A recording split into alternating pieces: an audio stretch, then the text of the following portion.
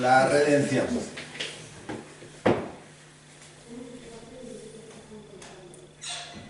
Supongamos que tenemos aquí una máscara africana que es de gran fuerza expresiva. Y aquí la cabeza del Apolo de Belvedere. Un analfabeto que no sabe nada de historia se da cuenta que la máscara africana pertenece a un pueblo subyugado por poderes oscuros. Y el Apolo de Belvedere a un pueblo que ha llegado a la luz de sí mismo.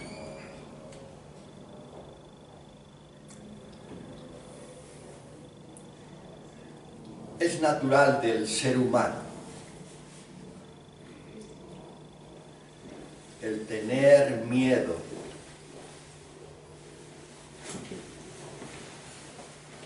de los seres superiores o de Dios. Pueden más que Él.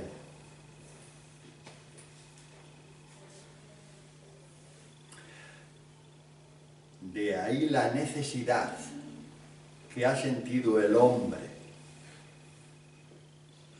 podemos decir, en la humanidad antigua, de aplacar la ira de Dios.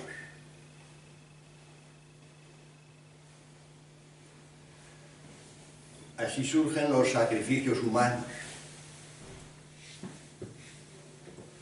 Tenemos que ofrecerle a Dios lo mejor de nosotros mismos.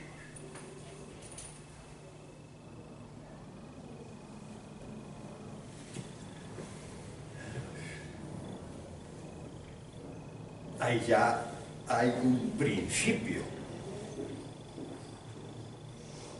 que es lo que da lugar después al concepto de redención.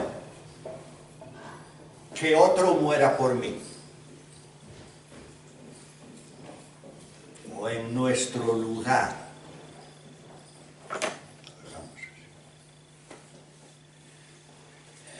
Ya cercanos a nosotros, tenemos en Grecia el sacrificio de Ifigenia, la hija del rey Agamenón. El adivino Tiresias le dijo: oye, la diosa Afrodita está enojada contigo porque él había matado a una cierva, comentando: ni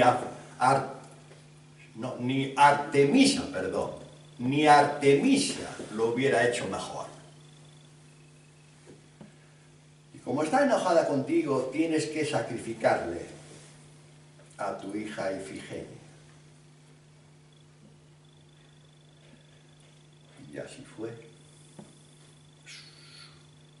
Su mujer, Clitemnestra, quedó resentida con él por haber sacrificado a Ifigenia.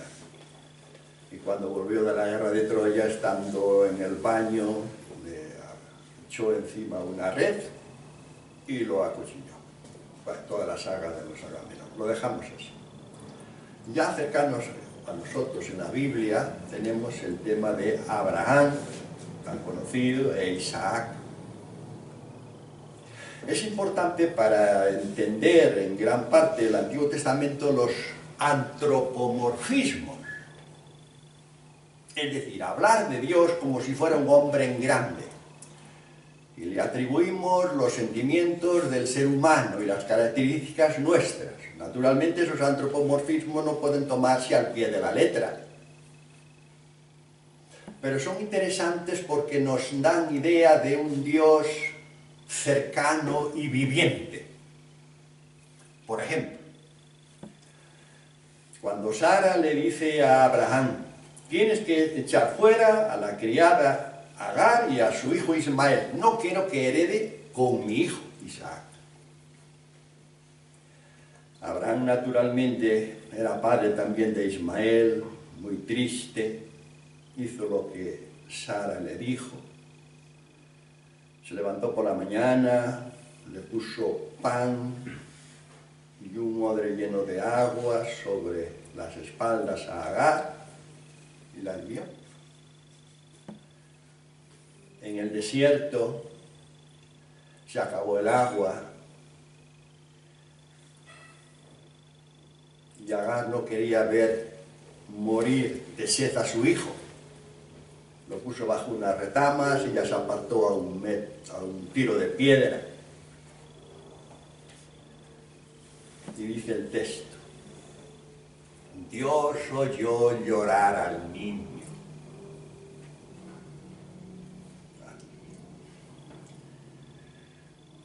Entonces le envió un ángel: Agar, Agar, levanta la vista, mira, allá adelante hay una fuente. Levántate y llena el odre y dale de beber al niño, porque será grande y crecerá fuerte y padre de un gran pueblo. Ismael, los ismaelitas. Dios le dice a Abraham: quiero que me sacrifiques a tu hijo, al que tanto quieres, tu único hijo, el hijo de la esperanza, de la promesa.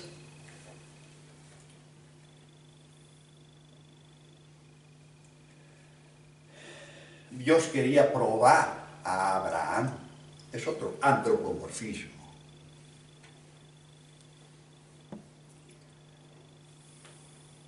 Y Abraham, que nos presenta el texto como un hombre de una pieza, de obediencia absoluta, se puso en camino con el asno y 2 criados hacia el monte que Dios le había indicado. Al llegar al pie del monte, le dijo a los criados: quedaos aquí con el asno mientras yo voy a hacer sacrificio allá arriba al monte con mi hijo.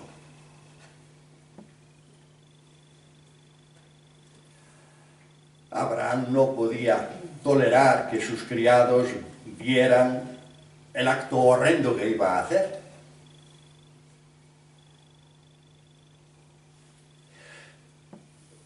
Abraham y el niño caminan juntos.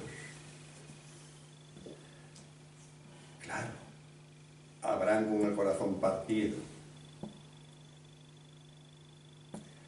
No entiende nada.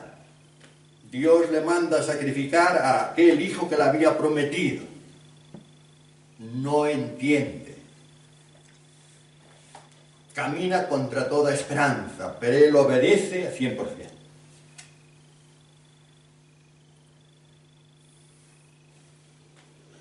El niño llevaba la leña, Abraham llevaba el fuego y el cuchillo.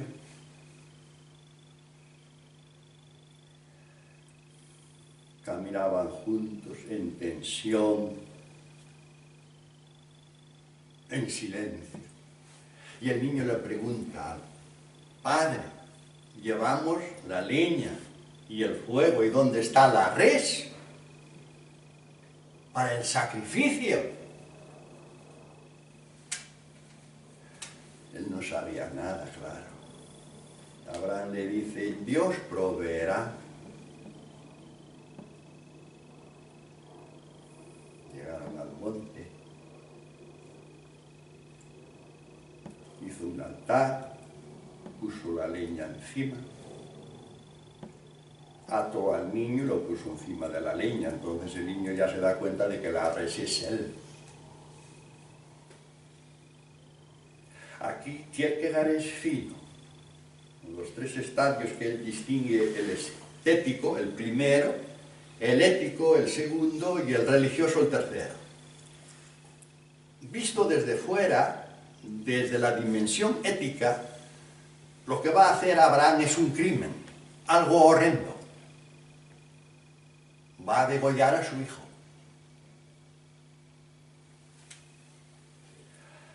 Visto desde el nivel religioso, interno, íntimo, pues solo Abraham sabe del mandato de Dios.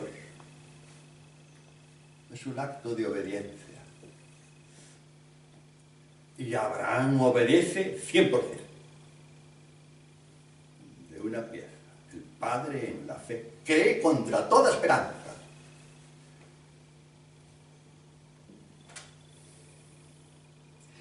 Cuando Abraham levanta el cuchillo, un ángel del cielo dice: Abraham, detén tu mano, no hagas daño al niño.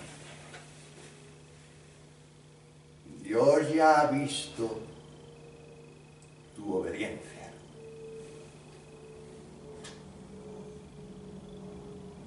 Entonces miró hacia un lado y vio un carnero con los cuernos enredados entre unas matas. Cogió el carnero y ofreció allí en sacrificio.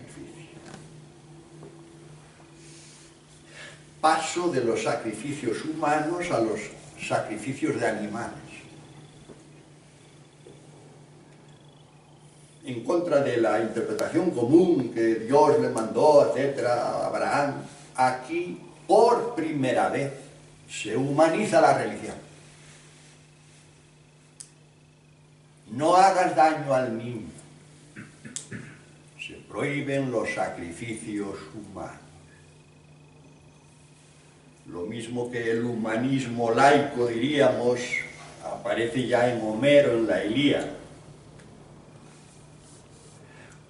Cuando Aquiles arrastra en su carro alrededor de la muralla de Troya el cadáver de Héctor, el héroe troyano. Y Apolo desde el cielo exclama: esto es inhumano.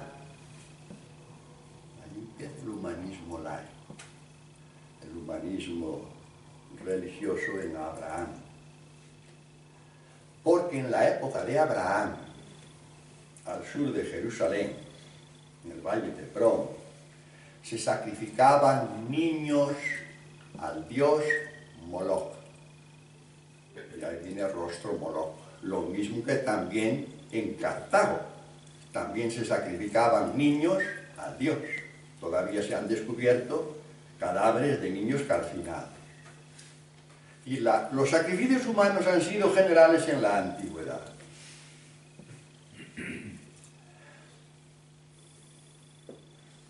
Paso de los sacrificios humanos a los de animales. Naturalmente, el pueblo de Israel en el templo de Jerusalén siguió con los sacrificios de animales. Tenemos el tema llamado chivo expiatorio, en Levítico 16, creo. Llevaban al templo 2 chivos, o machos cabríos. Lo echaban a suertes, a uno se lo dedicaban a Dios y el otro a Azazel, el espíritu maligno del desierto. Sobre el macho cabrío de Azazel, el sumo sacerdote ponía las manos encima de su cabeza y confesaba los pecados del pueblo. Y el encargado de turno se arrojaba al desierto al macho cabrío, que se llevaba con él los pecados del pueblo. Y allí se moría, claro, en el desierto, de sed y de miedo. Pero eso era el rito del macho cabrío, de ahí viene el chivo expiatorio, el que carga con los pecados de los demás. Y así se siguió en el templo de Israel, sacrificios de animales a Dios. El sacrificio del Cordero, en el que nunca participó Jesucristo. Pero nosotros no nos podemos hacer conscientes del peso del pecado sobre el pueblo de Israel ante Dios.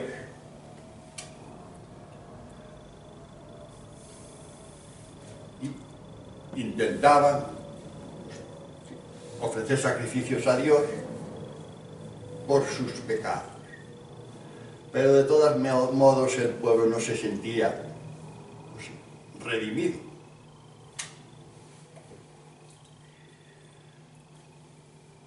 Matan a Jesucristo.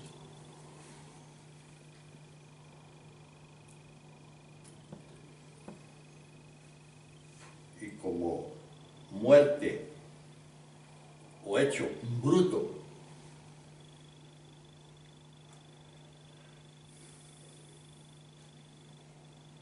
hecho que hay que interpretar y domeñar.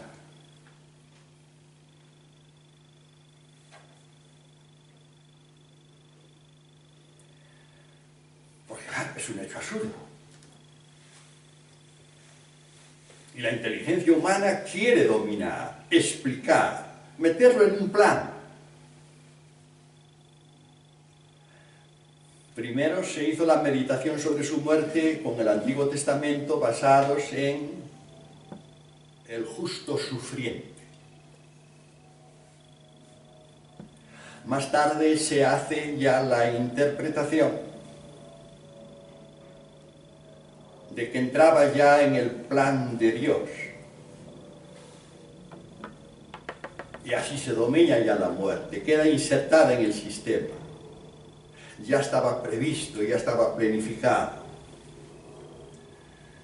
Cuando el día primero de Pascua, dos discípulos van a Emaús, caminando juntos, van discutiendo por el camino. Nos representan a todos, todos vamos de camino. En Jerusalén habían sepultado su esperanza con el cuerpo de Jesús. Al final del camino tampoco esperaban nada. Muchos caminamos juntos sin esperar nada al final del camino. Pero van juntos y discuten. Jesús en persona se pone a caminar con ellos. Precioso pasaje. Y se mete en sus vidas, no lo reconocen. Se mete en sus vidas mediante la brecha de la palabra, sin ellos darse cuenta. Como lo mismo que con la samaritana. Se mete en su vida sin ella sospechar nada. Dame de tener, algo más simple. Y a estos dos que van juntos discutiendo acaloradamente, les dice, ¿pero de qué vais hablando? ¿Qué discusión es esa que os traéis por el camino? Y ellos se detuvieron, cari acontecidos. Le dijeron, ¿pero eres tú el único forastero que no se ha enterado de lo que ha pasado en Jerusalén? Pues no, ¿qué? ¿Qué ha pasado? ¿Qué ha pasado? Pues hombre, lo de Jesús de Nazaret. Él le deja que cuenten la historia, que hablen ellos, que cuenten la historia de él que la conoce mucho mejor, pero deja que se la cuenten.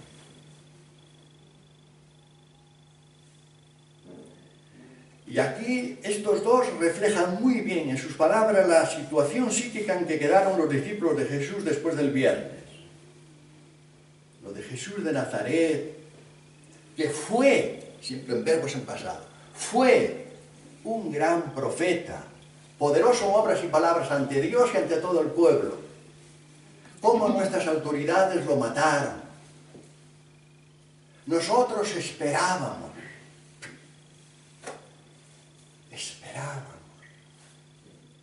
que él fuera libertador de Israel, pero ya ves, de esto ya hace 3 días que ha pasado. Algunas mujeres de nuestro grupo fueron al sepulcro y no encontraron su cuerpo. Y vinieron diciendo que habían tenido una visión de ángeles que les dijeron que estaba vivo. Algunos de los nuestros fueron al sepulcro y lo encontraron tal como habían dicho las mujeres. Pero a él no lo vieron. Entonces Jesús dice, pero qué tardos sois para entender las Escrituras. Y ahora viene este verbo inmenso, de. Era necesario, tenía que. No entendéis las Escrituras de que el Mesías tenía que padecer mucho.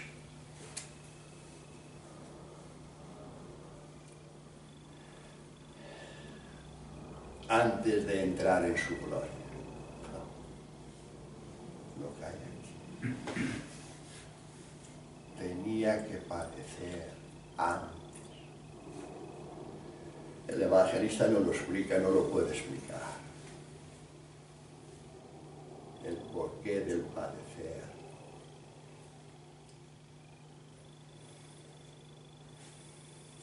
Y al llegar cerca del pueblo donde iban, pues Jesús hizo ademán de seguir adelante.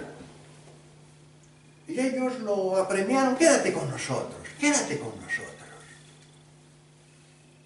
Se ocupan de la noche de aquel caminante. Y mañana pues sigues tu camino. Quédate con nosotros. Aquel extranjero lo había explicado también las Escrituras, su corazón ardía mientras les hablaba. Sentados a la mesa,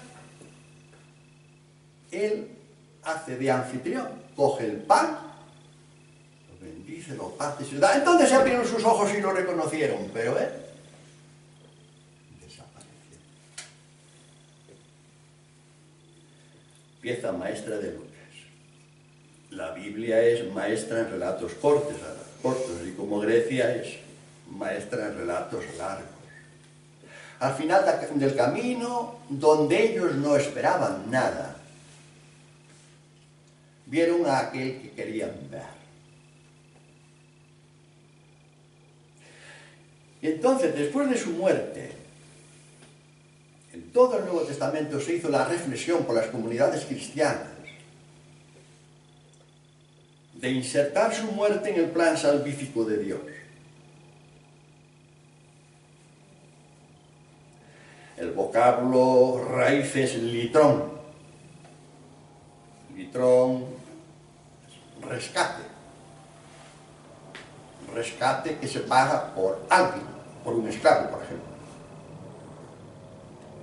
Litrón, antilitrón, apolitrosis.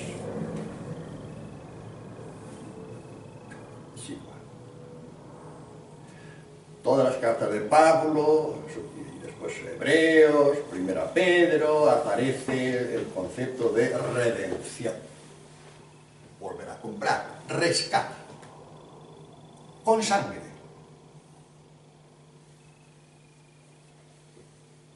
Y ya viene la interpretación de la muerte de Jesús.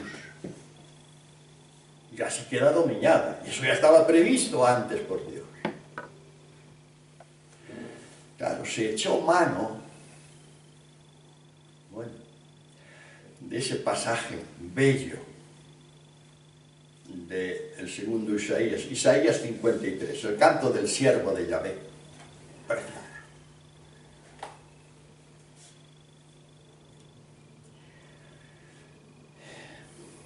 Bueno, antes de seguir hay que hacer notar que en la última cena, claro, las palabras que dice Jesús sobre el pan y el vino en la última cena suponen ya una interpretación que se hizo enseguida. En realidad no sabemos a ciencia cierta cuáles fueron exactamente sus palabras. No nos podemos detener más en ello. Sobre el pan, sus manos, dice: esto, mi carne.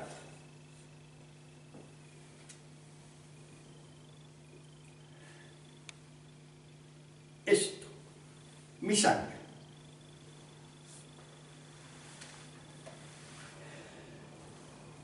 La carne, didomenum imperimum, dada, entregada en favor vuestro, por vosotros, es un añadido posterior.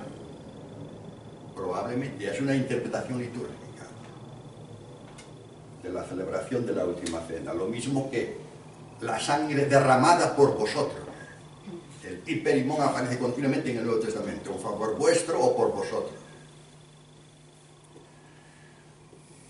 Supone una interpretación posterior, es una interpretación clara. Porque Jesús no murió en realidad por derramamiento de sangre, murió por asfixia. Los crucificados morían por asfixia.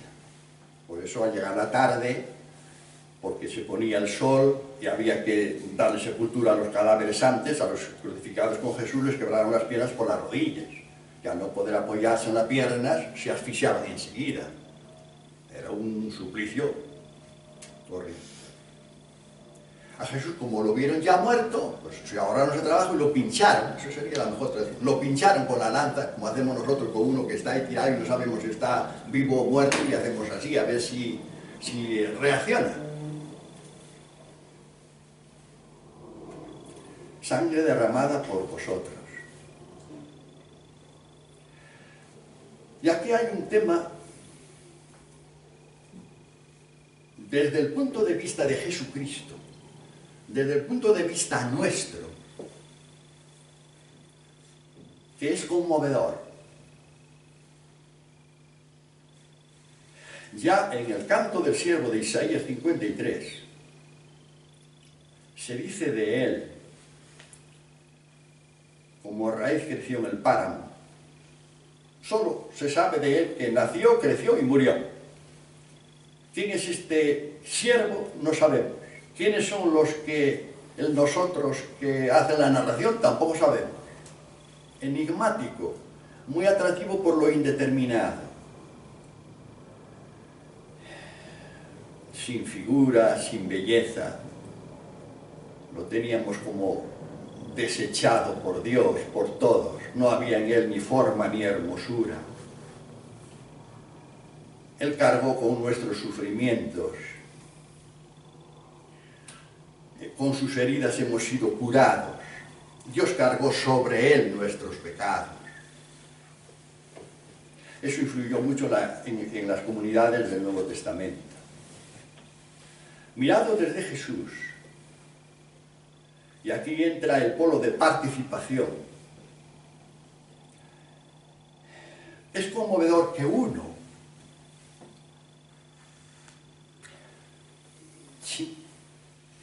haga las veces de sus hermanos, se ponga en su lugar, responda de ellos, responsable de ellos.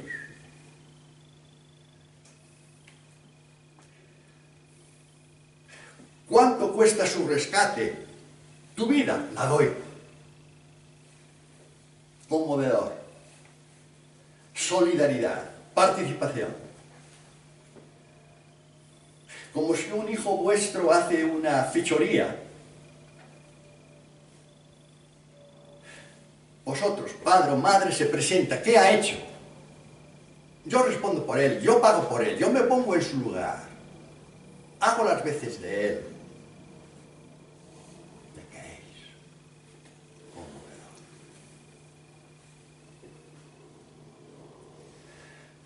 Esto lo hace de una manera, bueno, seguimos. Entonces, todos los textos del Nuevo Testamento pues, están llenos del tema de la redención.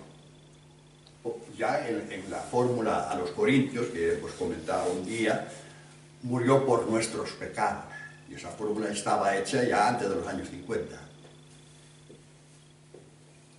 Cargó con nuestros pecados. Que uno cargue con los pecados de los demás. Y claro, más emotivo, conmovedor, ese Dei tiene una profundidad insondable, que no podemos comprender con la razón, lo intuimos con el corazón, con el ser humano. La víctima debe ser inocente. El inocente. Sobre todo si es inocente, el que carga con los pecados de los pecadores. Hombre, el Cristo de Cellini, una de las mejores cabezas del Renacimiento italiano. Un joven sin corona de espinas. Haya esculpido magistralmente Cellini en el mármol la inocencia. Es la cabeza y el rostro de un inocente, el que muere. Es el inocente el que tiene que pagar por los demás. Tiene más profundidad, conmueve más. Jesucristo es la víctima inocente de suave olor, Y esto pasa a través de todos los santos padres, sobre todo, por ejemplo, en Ireneo de Lyon, siglo II, comienzo del tercero, en su obra Contra los herejes, sobre todo capítulo V, ahí habla él de sangre por sangre, muerte por muerte. Es decir, la redención no se hace con agua bendita, se hace con sangre. De ahí la violencia de la religión. La religión exige sangre, el sacrificio es sangre, que alguien muera. En algunos pasajes alude San Ireneo de que el rescate se le paga al diablo. Bueno, es un tema mítico, pero está ahí. Pero se paga el rescate con sangre.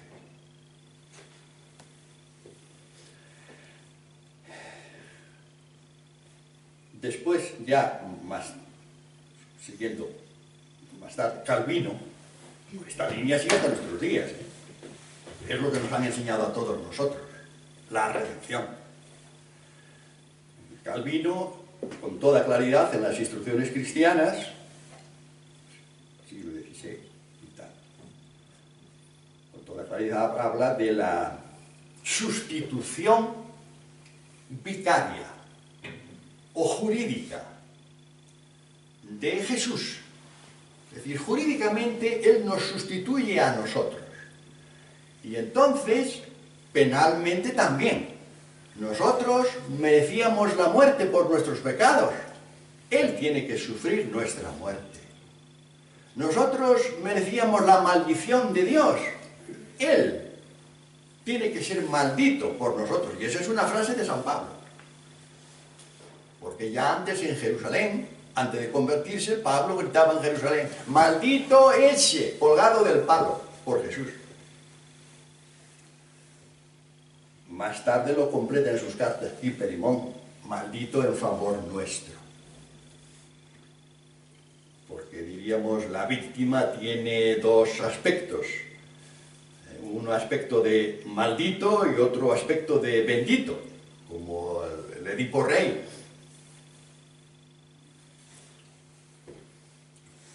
Edipo Rey que en la encrucijada de los tres caminos en Tebas mata a su padre, Layo, sin saber que era su padre, y luego se casó con su madre sin saber que era su madre. Está el tema de Edipo. Entonces vino la desgracia en el reino de Tebas. Los campos no producían, las crías no, los animales no criaban, no parían, y aquí algún crimen se ha cometido en el reino y hay que investigar quién es el criminal que vive dentro de las fronteras de nuestro reino. El propio Edipo, el rey, inició la investigación hasta que fue acercándose, hasta que se dio cuenta de que el asesino era él. Que había matado a su padre y se casó con su madre. Es decir, el ciego, no sabía lo que hacía. Se arrancó los ojos, fue expulsado del reino, lo acompañaron sus hijas. Después fue el vidente, sin ojos. Y Edipo Colonna se introduce para morir en el bosque sagrado y de su tumba emanaba las bendiciones. La víctima, primero maldito y después bendito. Ese mismo esquema se aplica a Jesús. Maldito el que pende del palo, pero después en favor nuestro. Es decir, la raíz del tema está en que Jesús nos sustituye jurídicamente a nosotros y entonces penalmente. Hace nuestras veces y carga con nuestros pecados y con nuestra maldición. Eso, Calvino. Pues viene el barroco francés con el jesuita predicador Bourdaloue, que era incisivo.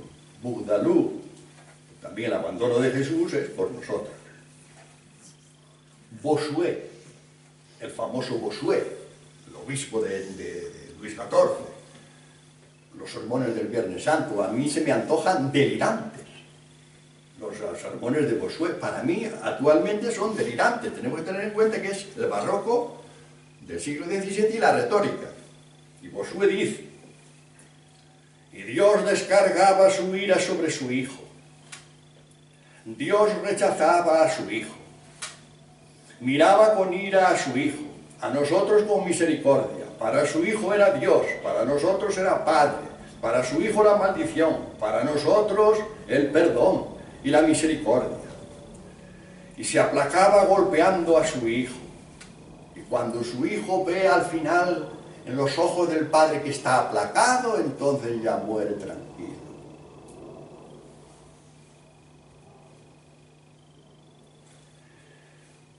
Últimamente esta línea de pensamiento todavía sigue, ¿eh?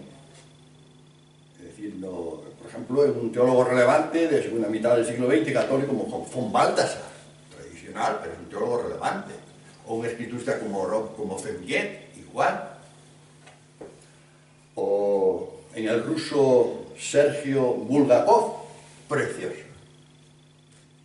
La obra de Sergio Bulgakov, comienzos del siglo XX, primera mitad del siglo XX, el Verbo encarnado, precioso. Y también sigue la línea de que Jesús se pone en un lugar nuestro, nos sustituye, carga con nosotros, es el hermano, es el que ontológicamente, siguiendo la tradición de los padres griegos, lleva en nosotros toda la naturaleza humana. Claro, es el principio de participación. Es fundamental. Los dos polos del ser humano es la individuación y la participación. Todos los que estamos aquí participamos de la misma naturaleza humana universal que descubrieron los estoicos. Todos los que estamos aquí somos hombres. Hay una participación y ahí está la mística de la redención, de la comunión, de la solidaridad, uno por todos. Bulgakov dice preciosamente que Jesús hace nuestros pecados suyos, los interioriza, carga con ellos, como si los hubiera hecho Él, y paga por ellos, para darnos a nosotros la libertad.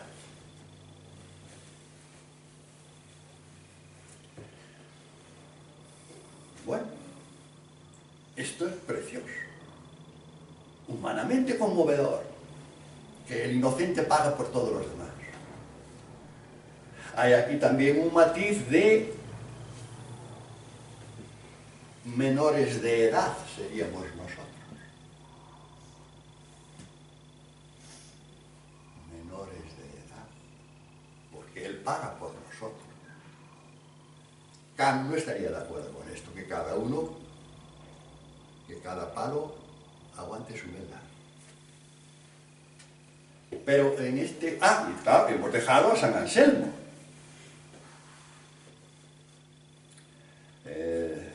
Siglo XI-XII, que influyó mucho su obra de San Anselmo, de Canterbury, en su obra Cur Deus Homo. ¿Por qué Dios hombre? Ese es el porqué. ¿Por qué la encarnación?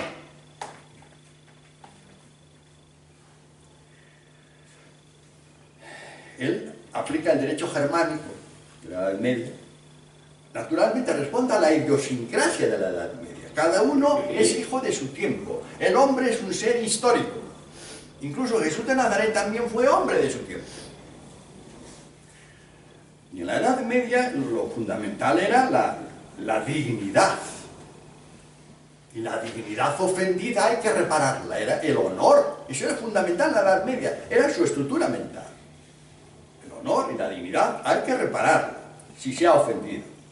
El hombre ha ofendido a Dios. Ofensa infinita. No desde el ofensor, sino del ofendido. Se ofende a Dios y la ofensa es infinita. Y el hombre no la puede pagar. Somos finitos. No tenemos valor redentor. Para eso el Hijo de Dios se hizo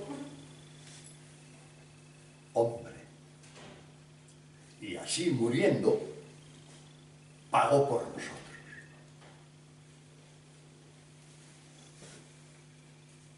Y satisface el honor de Dios ofendido, porque su valor tiene infinito. La muerte de Jesús, del Dios hombre, es infinita. Por eso ahí la carta de los Hebreos, del Nuevo Testamento, dice, esta vez sí, los sacrificios de animales no valían nada, pero ahora ha muerto el Dios hombre, el Hijo de Dios, y este sacrificio tiene un valor infinito que nos libera a todos. Paga por nosotros. Esto sí que es un pago del Hijo de Dios. Y esto se ha enseñado hasta nuestros días. Y se sigue enseñando, porque hay una línea de pensamiento actual. Claro está. Mirado desde el hombre esto es precioso, pero ahora la pregunta está, ¿y desde Dios? ¿Cómo queda ahí Dios parado?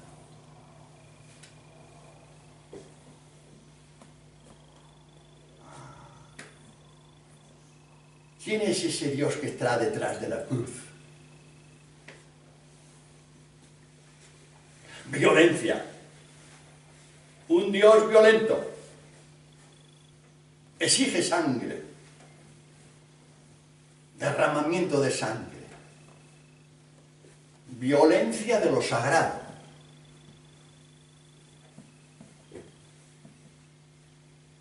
Violencia de lo sagrado. Violencia religiosa.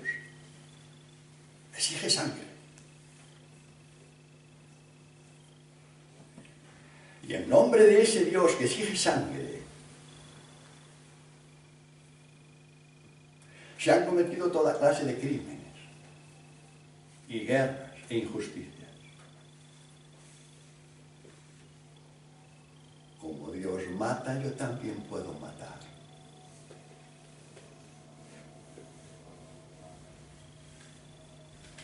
No hace mucho, una muchacha italiana, tradición católica, no sé si convirtió, se hizo del Daesh, y decía textualmente, hace poco, unas semanas, no solo nos es lícito matar, es nuestro deber. Ese Dios de la violencia está detrás. Detrás. Y ahí queda muy mal parado. Y ahí no se ha reparado. No lo sé. Yo estoy en contra. Y no solo yo. Al fin y al cabo soy insignificante. Pero teólogos actuales, algunos los he conocido personalmente, como Karl Rahner, de los más relevantes católicos, Hans King, de Kock, Schillebeck, el francés que no pertenece al ámbito de la teología, pero sí es investigador de estos temas, René Girard, están en contra de esta concepción. Y yo estoy de acuerdo con ellos. Resulta que, según esto, la muerte de Jesús, que fue un crimen, como hecho histórico, se le aplica a Dios. Schillebeck incluso dice pues, una especie de blasfemia. Naturalmente, los que opinan de distinta manera pues, creen que no, o inconsciente, lo que sea. Por eso se aplicará a Dios el crimen cometido por los hombres. Eso es gravísimo. Es decir, el concepto de Dios ahí queda mal parado. Y eso es fundamental en toda religión. Según la concepción explicada del plan de Dios, resulta que el Sanedrín, Judas, Pilatos fueron meros instrumentos en las manos de Dios para llevar a cabo el sacrificio de su Hijo. Y así se pierde el sentido crítico de su muerte. Fue un crimen. Y eso no se lo podemos aplicar a Dios.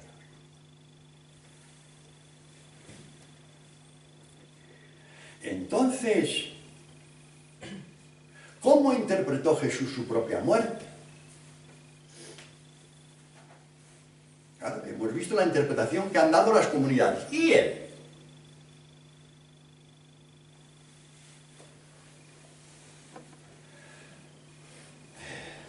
No tenemos textos. No tenemos textos en que él se identifique con la interpretación tradicional de muerte redentora. Los textos de la Pasión no aparece su muerte redentora. En la agonía de Getsemaní también hay que tener en cuenta que allí no hubo testigos. En ese pasaje de Marcos tan importante. Cuando llegó allí, él se apartó como a un tiro de piedra. Los discípulos estaban adormilados. Pero desde un punto de vista exegético crítico tenemos que decir que refleja muy bien su actitud psíquica en los últimos días. La agonía en Getsemaní no es una agonía de un redentor.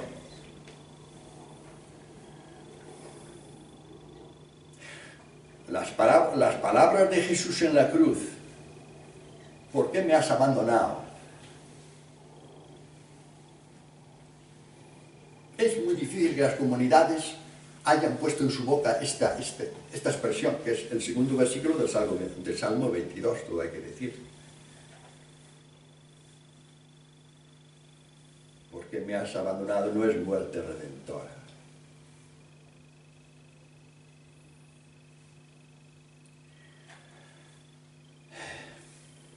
Él sabía, bueno, desde el punto de vista humano, que se la tenían guardada y contaba, con toda probabilidad, sino con toda certeza, con su muerte. Por eso adelantó el día de la última cena.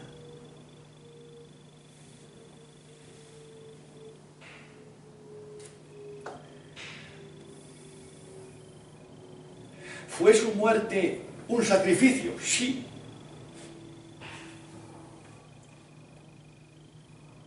¿Murió por nosotros? Sí. ¿En qué sentido? Por defender nuestra causa.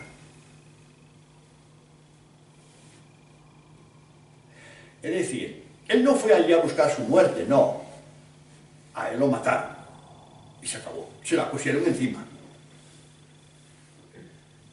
Pero él muere diciendo, como, muero fracasado, pero sigo defendiendo mi causa, que es la causa del hombre, que es la causa de Dios. Entonces, ¿de qué nos liberó? De una imagen opresora de Dios y de la ley, con mayúscula. Él se hubiera encarnado igual, a mi entender, aunque no hubiera habido pecado. Vino a ser. Es la encarnación, a ser. Lo más radical es ser. El hacer ya es posterior. Vino a ser nosotros, como sin pecado. Y ese es el amor.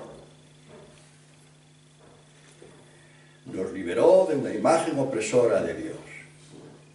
Y como no desechó el poder, etcétera, etcétera, no se adecuó al status quo de su entonces, no se hizo acomodaticio, sino que luchó en contra de las instituciones de su tiempo, pues lo llevaron a la muerte.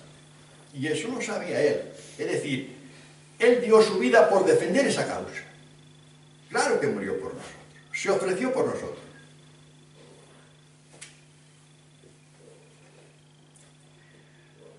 Y entonces, al final de todo,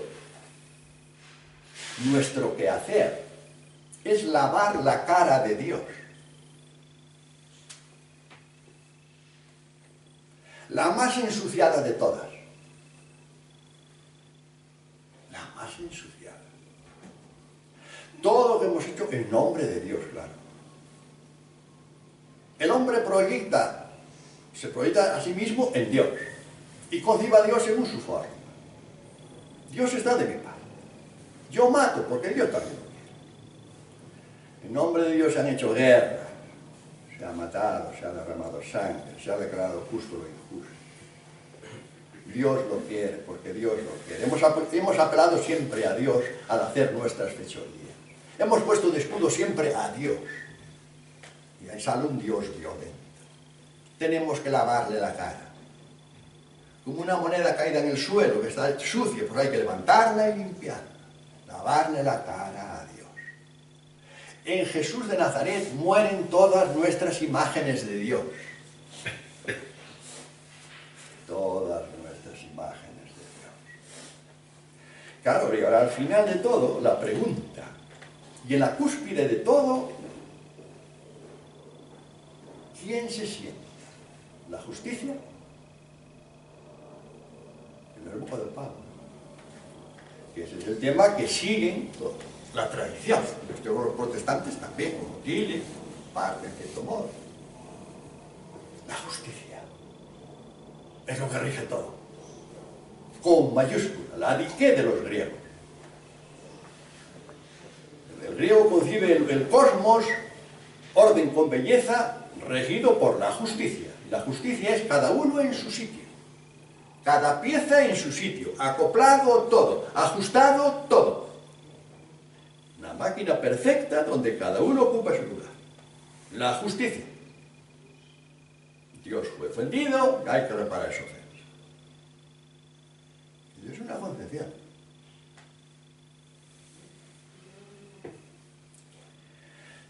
La otra concepción es la de el amor.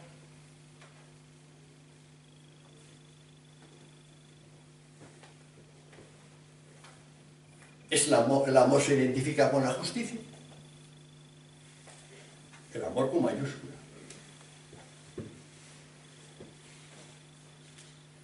Yo digo que sí. Al principio era el amor. Y Dios es amor. Y me atrevo a decir, la única justicia es el amor.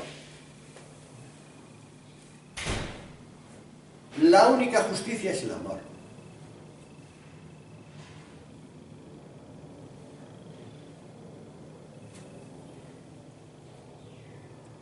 Y sobre todo de la sensibilidad. ¿Cuál es la ley de la madre? El amor.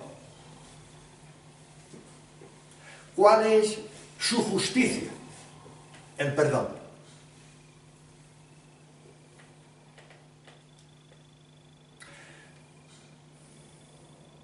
Yo digo que sí. El perdón es justo. Tenemos derecho a ser perdonados. La venganza, no. Y entonces, ¿cómo mira Dios?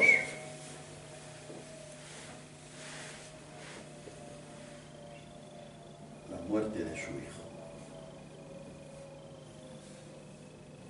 Pues como la miraríais vosotros a la muerte de un hijo vuestro.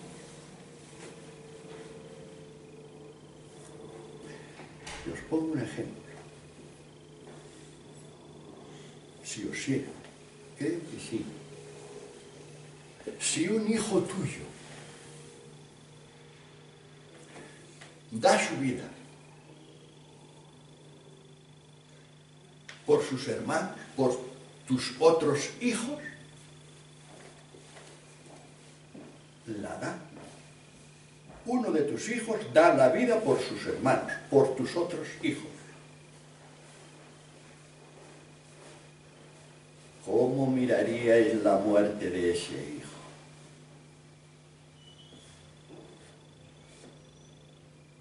Murió por mis hijos. Ese es un hijo. Y un hermano. ¿Estáis de acuerdo? Bello, ¿verdad? Sumamente bello. Ya lo creo. En el fondo, y decimos un día, la médula de toda la realidad es el amor. Y para terminar, volvemos otra vez a Unamuno. El Cristo de Velázquez. El que más me gusta es el Cristo de San Juan. Ya estaba nervioso de de querer pintar la cara de Jesús en primer plano y no lo conseguía, pero es imposible, ¿cómo va? Es imposible, esa cara no puede satisfacer a nadie. Y entonces le echó el mechón de pelos encima y se fue su gran acierto, deja su rostro en la penumbra. Magnífico, ¿verdad? El poema de Unamuno al Cristo de Velázquez dice, bueno, un poquito nada más. ¿Por qué esa cabellera negra de nazareno sobre tu frente? Tú miras dentro de ti, porque en tu interior está el reino de Dios.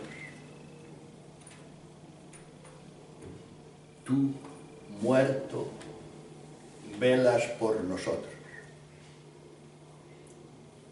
que vivimos y dormimos. El hombre de la cruz, el hombre que nos ha enseñado a ser hombres.